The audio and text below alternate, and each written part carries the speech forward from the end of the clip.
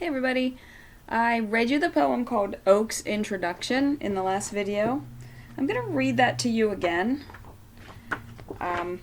because I have an activity that I want you to do with me.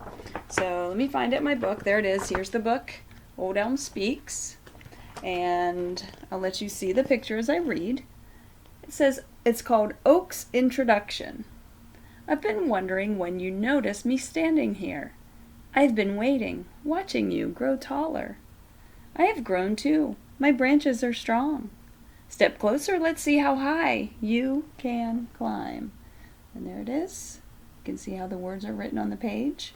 So, what we're going to do this week is I'll read you some poems and I want you to analyze them a little bit. Now, some people think, yikes, I can't do that. It's not a worry at all. I just want you to think about what you think about the poem. So, I wrote some stuff down on this chart behind us. It says Oak's Introduction. So what I'd like you to do is take your notebook or a plain piece of paper, and on the top, we're going to have some poetry notes for the week. On the top, I just want you to write Oak's Introduction. And I have it right here, so you can go ahead and write Oak's Introduction. If you don't have your pencil and your notebook handy, go ahead and pause this video and go get them. When you're done writing Oak's Introduction, I want you to write, how do I feel? And that ends in a question mark. So go ahead and do that. If you need some extra time, feel free to pause the video.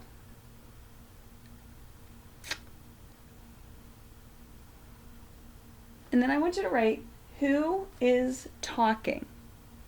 And you can see I drew a little box under here. That's up to you if you want to draw a box. If you don't want to draw a box, you don't have to. But I drew that box as a reminder that I'm going to put a picture in there or just some little notes in there. So let's answer these questions that you wrote. And again, if you needed more time, hit that pause button. Okay, so when you read this poem, how do you feel? In a word or two, how did that poem make you feel? Do you think it was a really sad poem? Do you think it was a really exciting poem?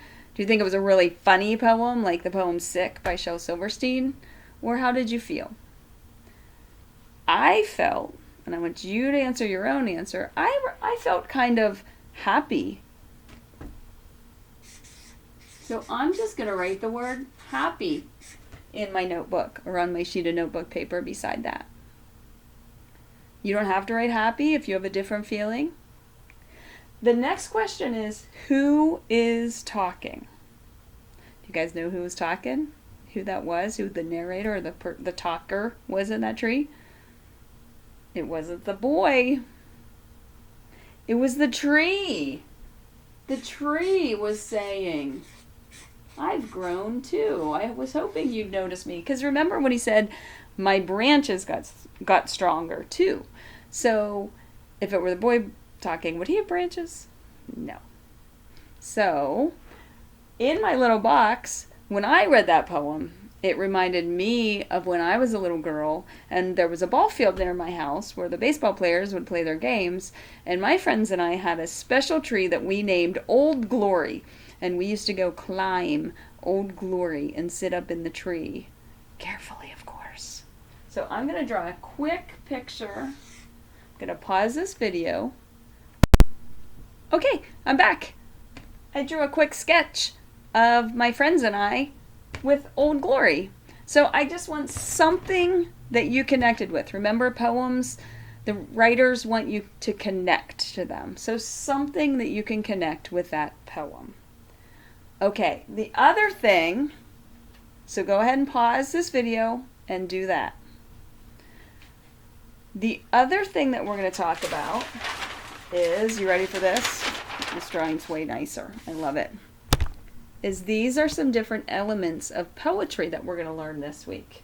And today we're going to talk quickly about alliteration.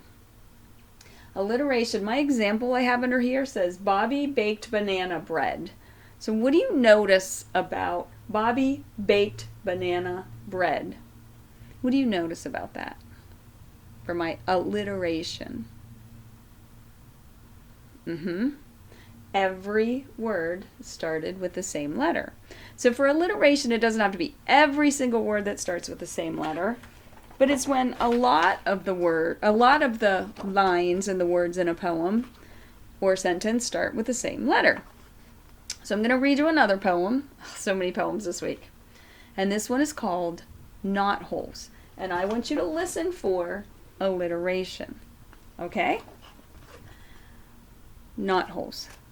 There's the picture. There's the poem. I don't see any lines and stanzas in this one. I just see lines.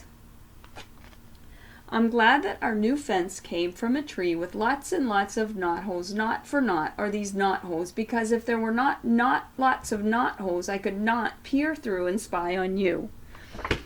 What letter did you hear a lot at the beginning of the words? N, the n sound. Knot holes. I'm going to read it again. Listen for those n sounds. I'm glad that our new fence came from a tree with lots and lots of knot holes. Knot for knot are those knot holes, because if there were not lots of knot holes, I could not peer through and spy on you. So lots of N sounds in that one, and I love that poem too. And there's some more tree in there. Love it, love it, love it. So next thing I want you to do in your notebook, or on a plain piece of paper. Plain piece of paper! What did I just do? I'm so excited.